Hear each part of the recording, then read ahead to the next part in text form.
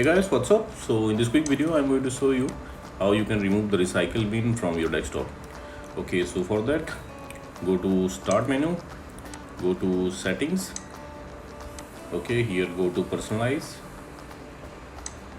Okay, here you will see Themes. Go there.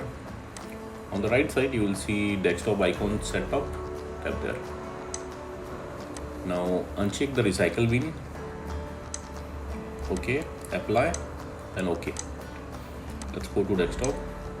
So as you can see, the recycle bin is gone. Okay, let's bring it back. Let's check it, apply, okay.